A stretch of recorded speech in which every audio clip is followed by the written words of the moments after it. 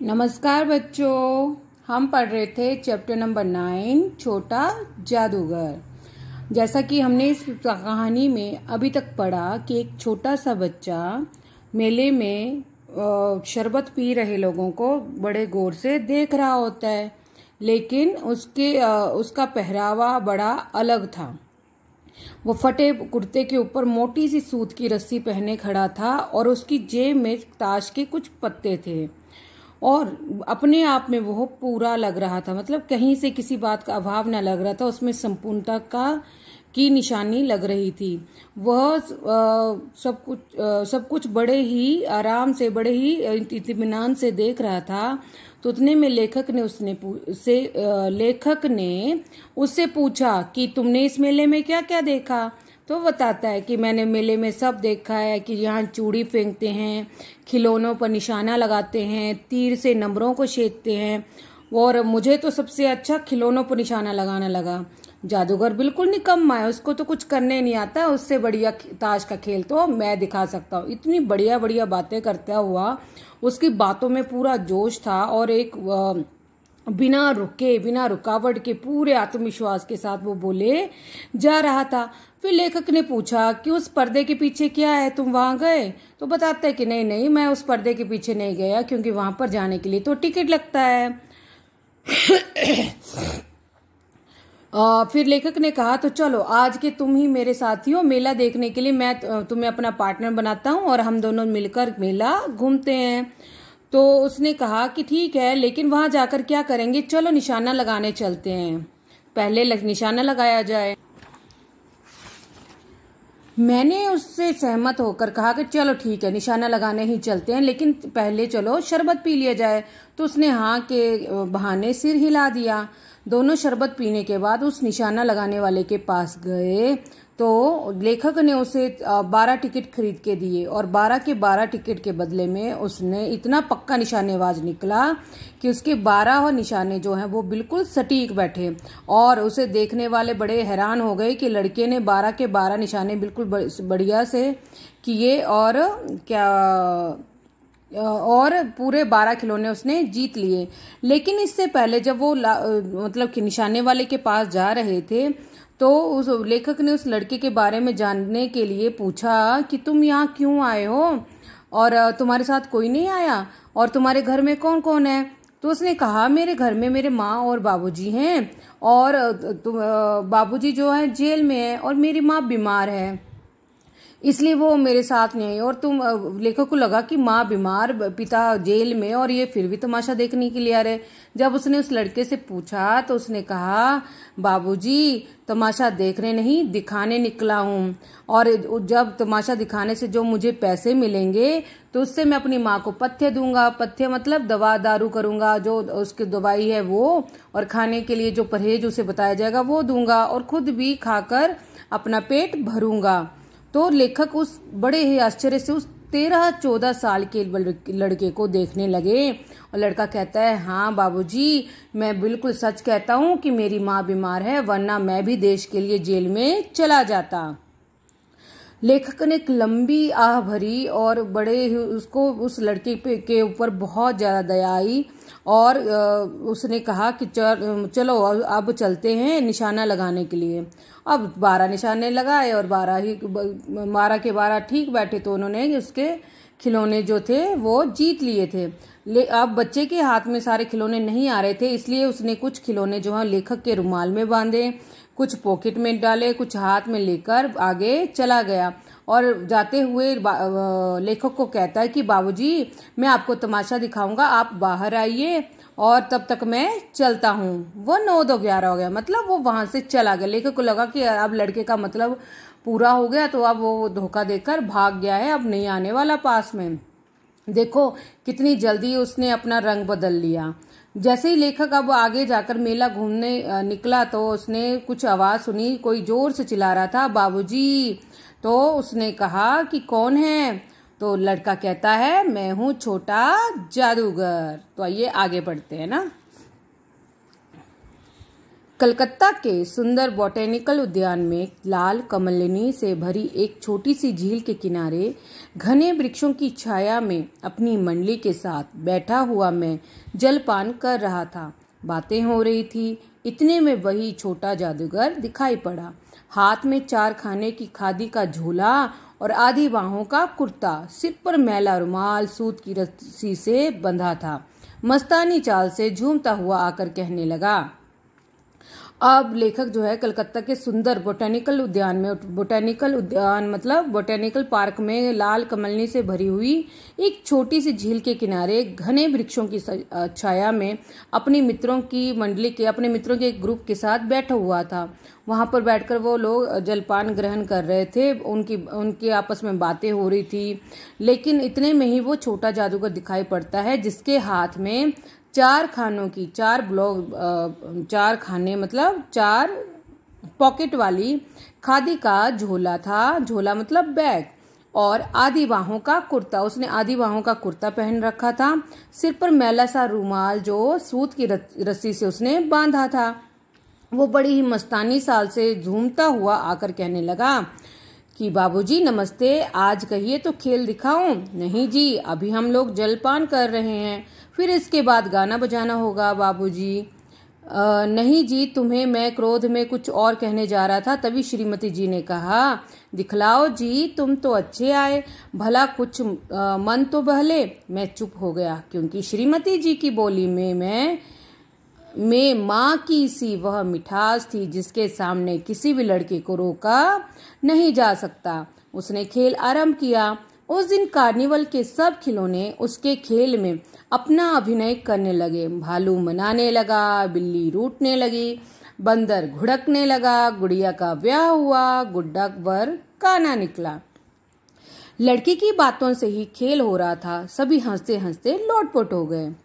अब जैसे ही वो लड़का बाबूजी के पास गया, लेखक के पास गया और उन्हें नमस्ते करके कहने लगा कि आज कहो तो मैं अपना खेल दिखाऊं, तो लेखक ने थोड़ा सा रूडली उसे बात करते हुए कहा नहीं जी, अभी तो हम लोग खाना पीना कर रहे हैं, अभी तुम जाओ, फिर इसके बाद फिर इसके बाद गाना बजाना होगा बाबूजी। वो लड़का उससे पूछता कि हाँ, इसके बाद आप गाना बजाना करेंगे।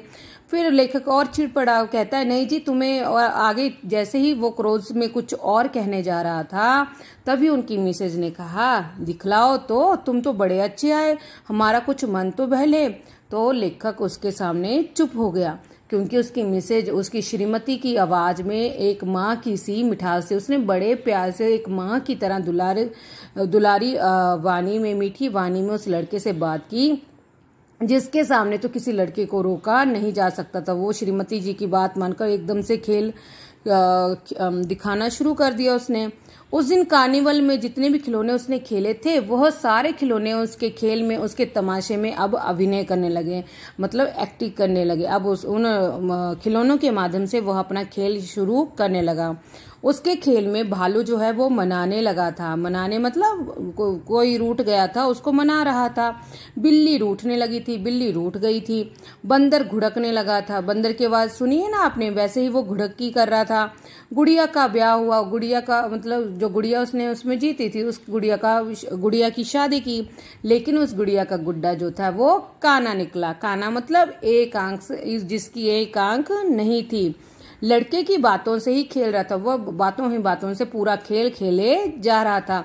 सभी हंसते हंसते लोटपोट हो गए। अब उसके इस खेल तमाशे से सबको बड़ा मजा आया और सब हंसते हंसते लोटपोट हो रहे थे। सबको बहुत मजा आ रहा था।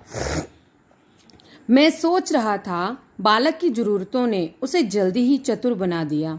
यही तो संसार है। ताज के सब पत्ते लाल हो गए, फिर सब काले हो गए। गले की सूत की डोरी टुकड़े टुकड़े होकर जुड़ गई।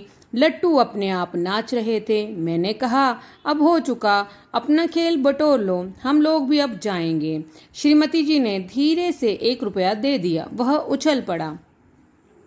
लेखक सोच रहा था कि बालक की जरूरतें जो है, बालक की जो नीड्स हैं, उसने उसे बहुत जल्दी जो है चतुर बना दिया, बहुत जल्दी होशियार बना दिया।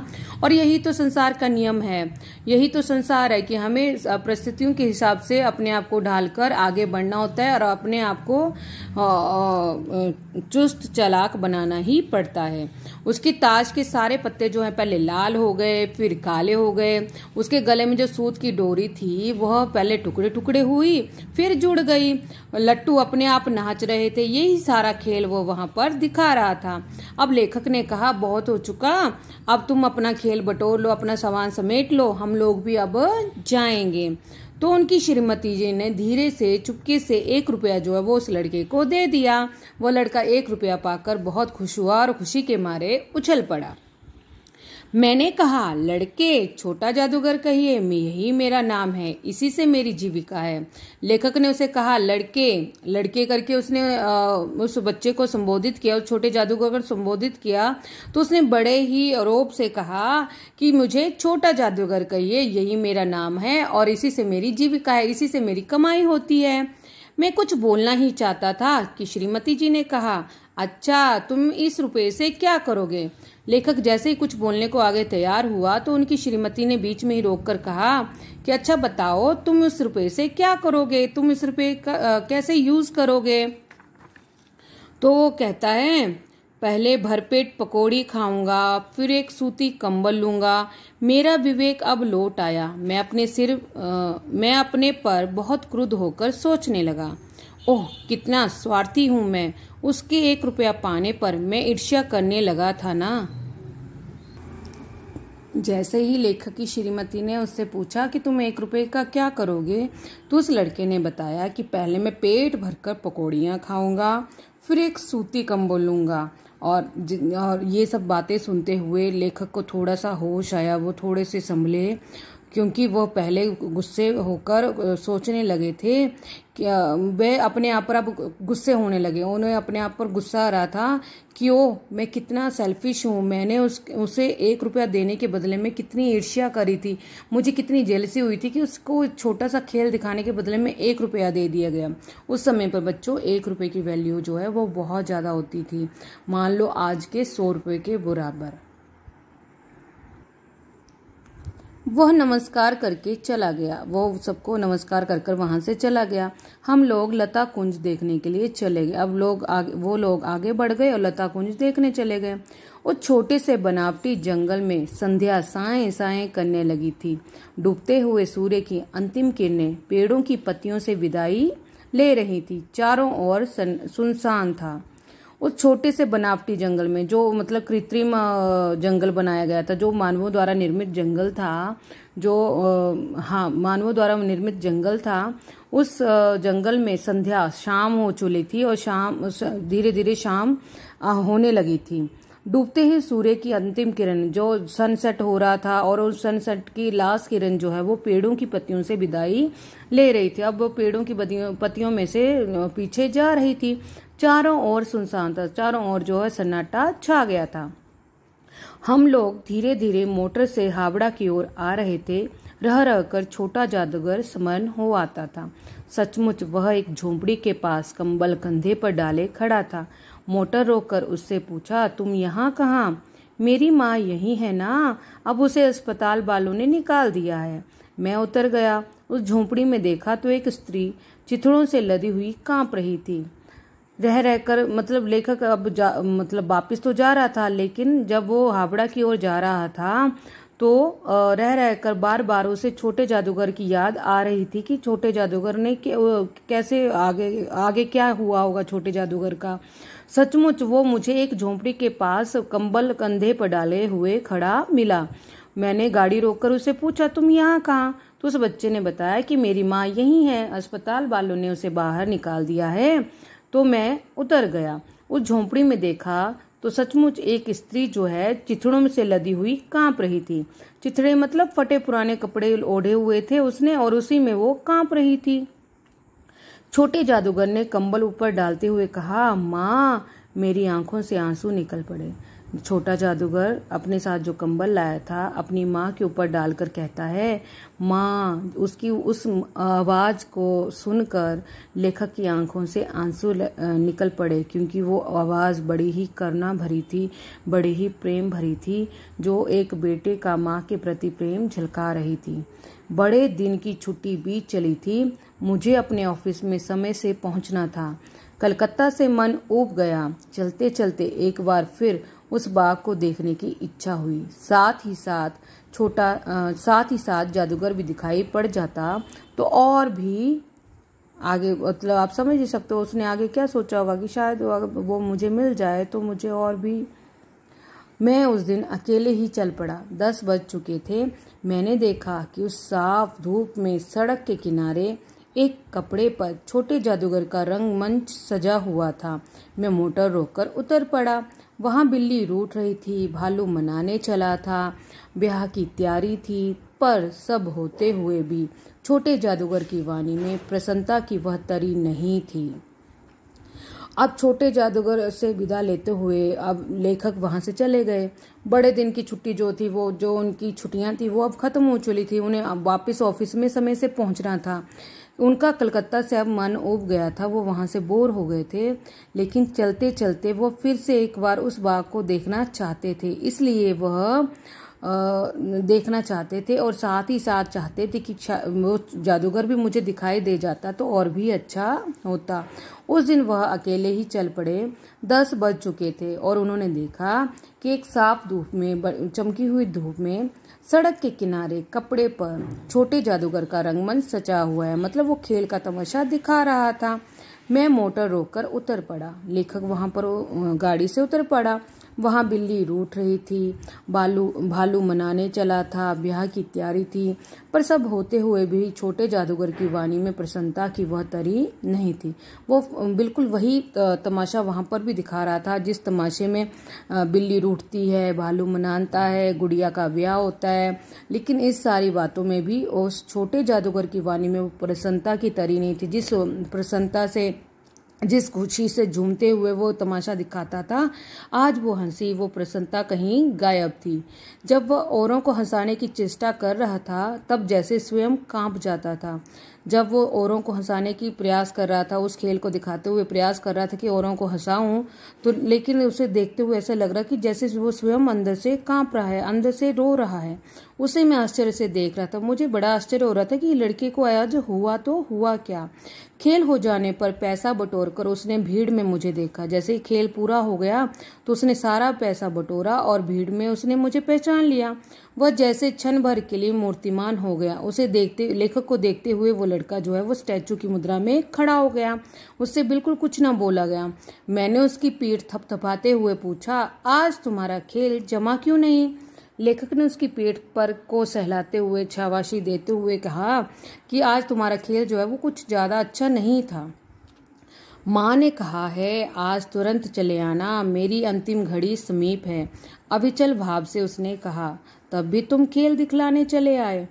माँ ने कहा है। अब लड़का उत्तर देता है उनकी बातों को कि आज खेल में वो मजा क्यों नहीं था, खेल में वो बात क्यों नहीं थी। तो उसने बताया कि मेरी माँ ने कहा है कि आज जल्दी चले आना क्योंकि मेरा जो अंतिम समय है वो पास में है। अविचल भाव से उसने कहा, मतलब बिना एक अलग से भावना लेते हुए, एक डरी हुई भावना से उसने ऐसा कहा। तब भी तुम, लेखक ने कहा कि तब भी तुम खेल दिखलाने चले आए। जब माँ ने कहा है कि मेरा अंतिम समय समीप है और उनकी इतनी बुरी हालत है, तब भी तुम खेल दिखलाने चले आए। उसने कहा, क्यों ना आता, आना तो पड़ता ही है ना, क्यों नहीं आता। और कुछ अधिक कहने में जैसे वह अपमान का अनुभव कर रहा था। इससे ज्यादा वो और कुछ नहीं बोला क्योंकि उसे लग रहा था इसमें और ज्यादा बात करने में अपना अपमान अनुभव हो रहा था, इंसल्ट फील हो रही थी। क्षण भर में मुझे अपनी भूल मालूम हुई। मैंने थोड़ी ही देर में अपनी भूल को महसूस कर लिया कि मेरे से गलती होगी जो मैं बच्चे से ऐसी बातें कर रहा हूँ। उसके झोले को गाड़ी में फेंक कर उसे भी बिठाते हुए मैंने कहा, जल्दी चलो। मोटर वाला मेरे बताए हुए पथ पर चल पड़ा। जैसे ही लेखक को अपनी भूल मालूम हुई कि मैं लड़के को और ज़्यादा परेशान कर रहा हूँ और ज़्यादा अपमानित कर रहा हूँ, तो उन्होंने उसका झोला जो है वो गाड़ी में गाड़ी में डाला और उसे भी साथ में बिठाते हुए गाड़ी अपने ड्राइवर से कहा जिस रास्ते पर चलने के लिए उसी रास्ते उसके घर वाले रास्ते पर चलने के लिए कहा। तो ड्राइवर भी उसी रास्ते पर चल पड़ा। कुछ ही मिनटों में मैं झोंपड़ी के पास पहुंचा। कुछ ही मिनटों में वे लोग झोंपड़ी के पास पहुंच गए। जादूगर दौड़कर झोंपड़े में माँ माँ पुकारते हुए घुसा। जादूगर उतरा और दौड़ते हुए अपनी माँ के पास पहुंचा और माँ माँ पुकारते हुए अंदर चला गया। मैं भी साथ था, किंतु स्त्री के मुंह से वे निकलकर रह गया। लेखक भी साथ साथ अंदर गए, लेकिन जो उसकी माँ थी उसके मुंह से सिर्फ एक ही शब्द निकला, बे, और वही निकलकर रह गया। उसके दुर्बल हाथ, उसके कमजोर हाथ जो है वो उठकर गिर पड़े। उसने हाथ उठाए और उसके हाथ जो है उठकर गिर पड़े। जादूगर उससे लिपटा रो रहा था। अब जादूगर अपनी माँ से लिपटकर रो रहा था।